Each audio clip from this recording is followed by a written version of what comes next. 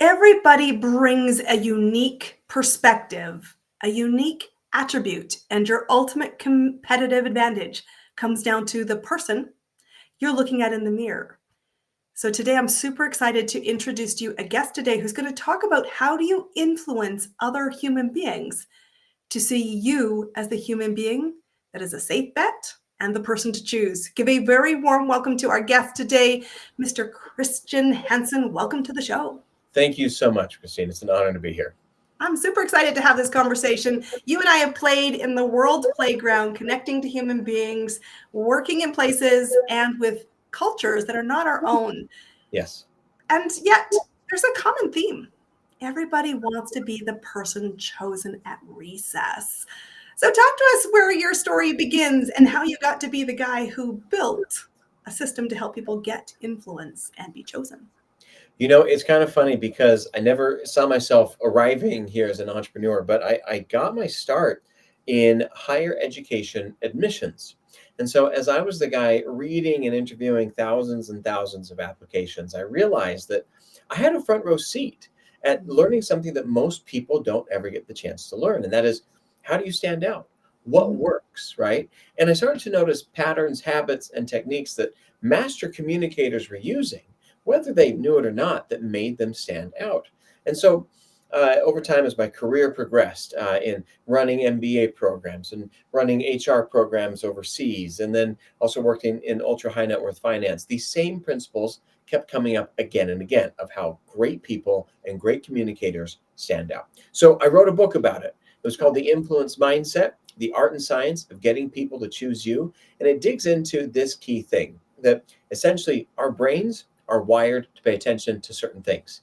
And if you simply learn how to communicate in ways that the brain is predisposed to pay attention to, then you're going to stand out. And the book was a #1 bestseller, and LinkedIn put it in their top 10 list for books on marketing, which is ultimately what I love helping companies and businesses do.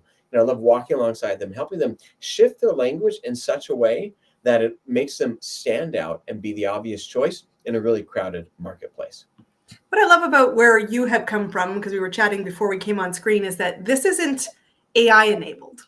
This isn't patterns that you went to the shortcut everybody's going to now, which is actually leading you to the sea of sameness and not, in fact, standing out. What was the first clue you had about these tips, these unique things that the highly successful SAT started with? Yeah, it's interesting because I remember specifically sitting in, an admissions committee meeting, and an essay was pulled up, and look, it was Friday. We were all tired, and we're kind of the group of people that you think would drink pickle juice to ruin everyone's day. That's what we do, and we were denying students left, right, and center. But then there was this one application that just came up, right? And there was something in how the student wrote, something how they presented themselves, something how they made this difference. And I watched as all the, the Grinch's hearts in the rooms, spread to 10 sizes their size. And everyone's like, we need to have this student. Now, the grades the student had were okay, right? And the GPA, nothing was remarkable, but it's in how the student presented. I'm like, so what just happened? As my colleagues all left, I then took that application and I began to study it and go, what are the things that are working here? Later, I actually had a very good friend of mine who found out he had a congenital disease that he couldn't be a chiropractor anymore. And he called me up. He's like, I need to make a career change. So as I was chatting with him, I said, I think an MBA would be a really good fit. And at the time I was running an MBA program. And I said, I want to teach you what these strategies are. Okay. And as you apply to our program, I don't want to touch your application. I'm not going to acknowledge you. I'm not going to get involved in any way.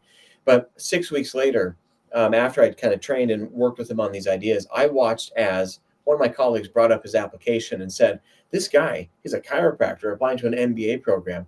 And his responses were amazing. And I watched as they started to repeat all the key points that my best friend had said that I, coached them how to think in that different way. And that's when I realized is they all said, we're going to admit this person, even though we would never have admitted another person like him, but he was able to explain and position himself so well, we think he'll do he'll be very successful here. That's when I realized, okay, maybe I found some lightning in a bottle and I need to share this with others. I love it. We all bring something very unique, and it is up to us to also write that story. And that's what I hear in your example here with your chiropractor person. They could have been great on paper, but they had to influence. Let's talk about that word influence, because I think we get it everywhere, from influencers to be a person of influence to something that I think is talked about so much, but is not maybe commonly defined. How do No. you define influence?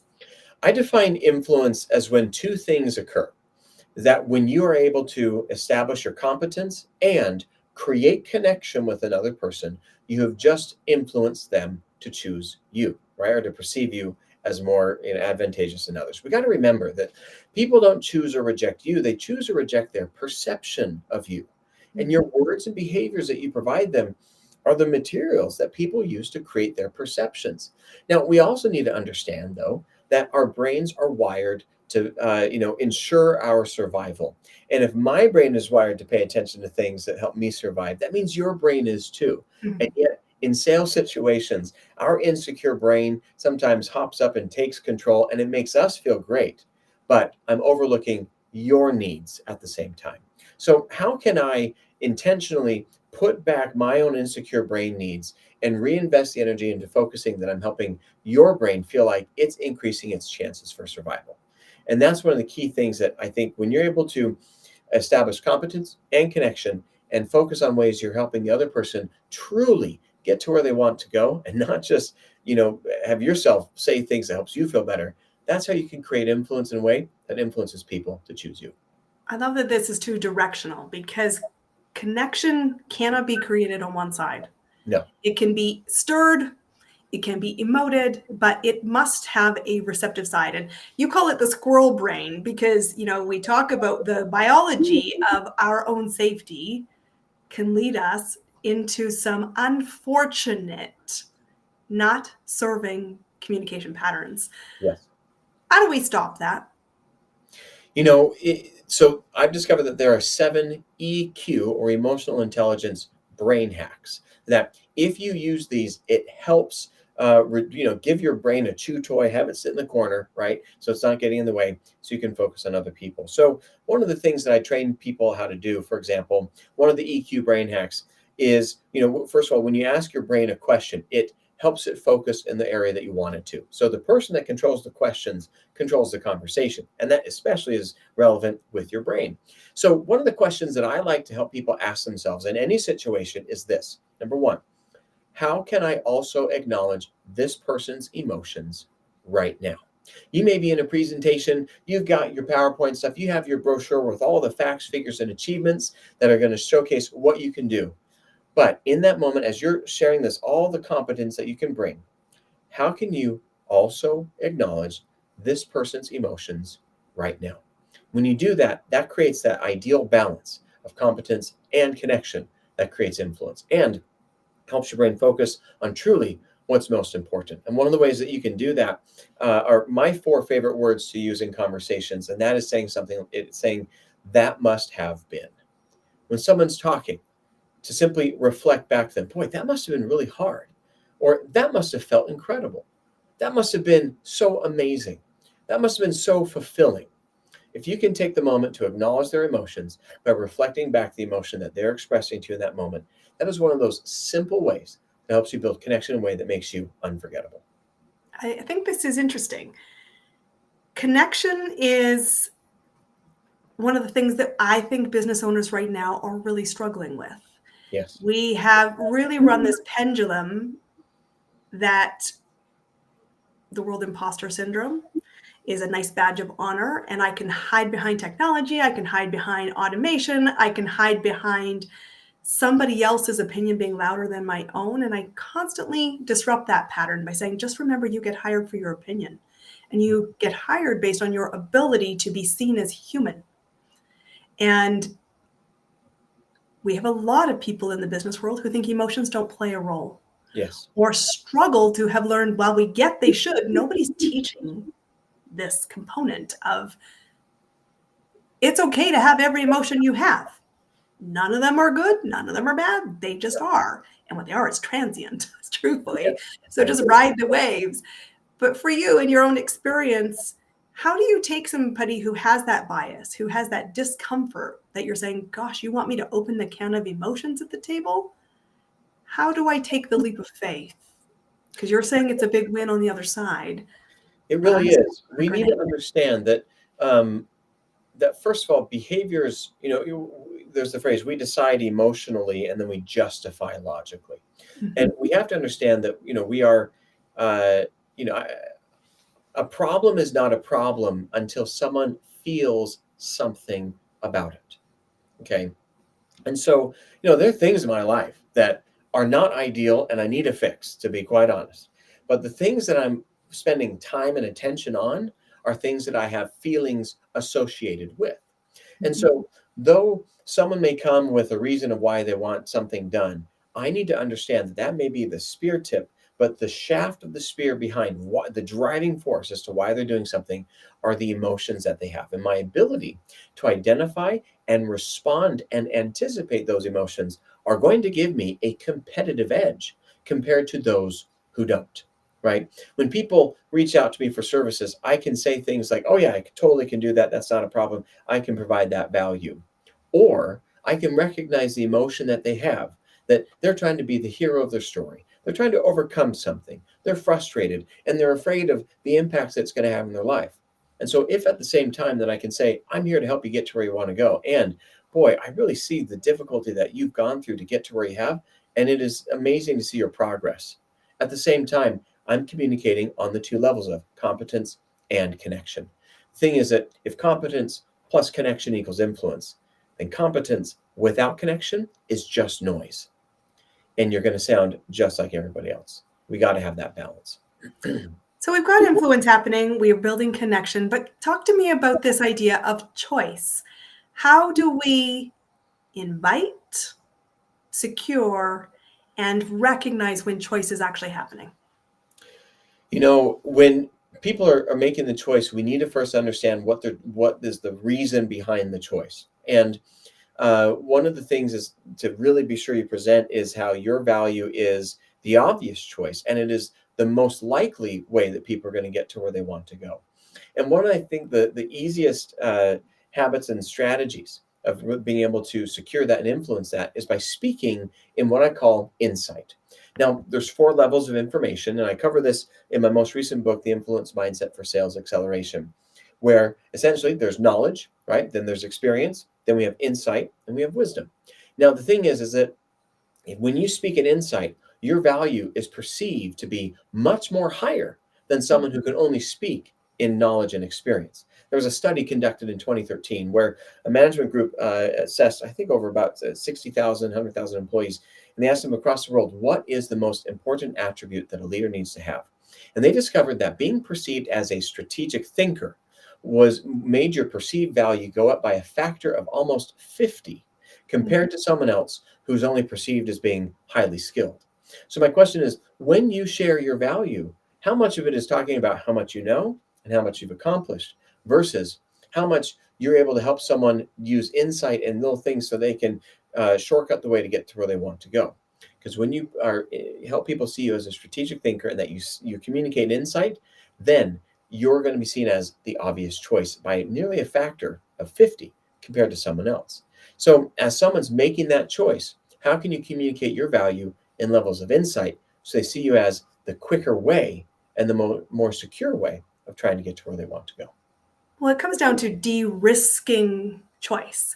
Yes. If I share my opinion about what is likely to come, I'm building from knowledge, I'm building from lived experience, and I have a certainty based on the fact I might be chapters ahead than the current person who is seeking a better outcome.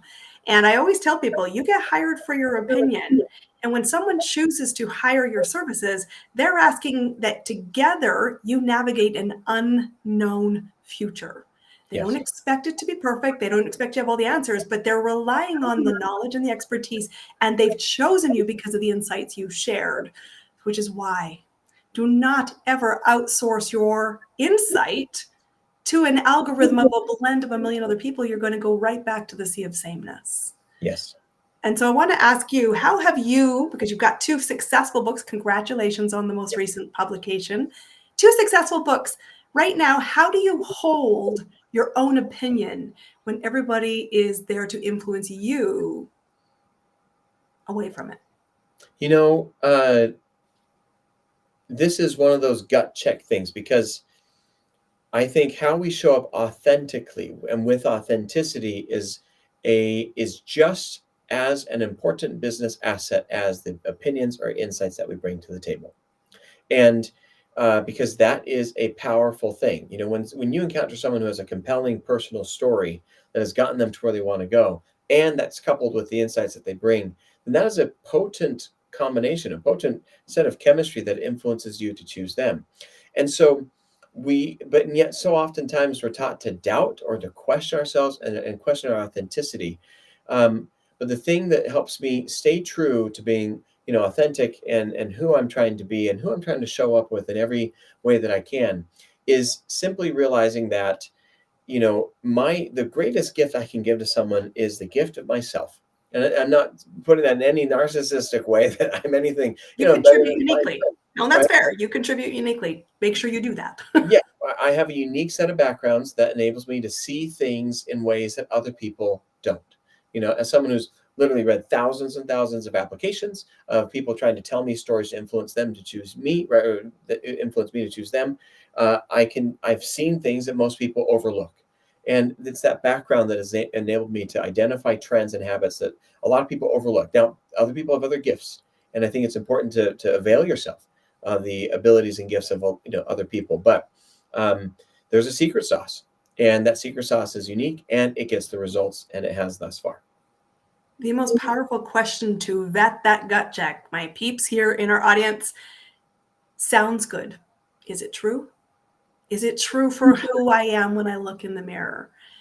And it is important we take that time to do that, because when we're spinning and the world is asking for sound bites, it's easy to trip and give them in instinct, but not in certainty. And the truth always outs.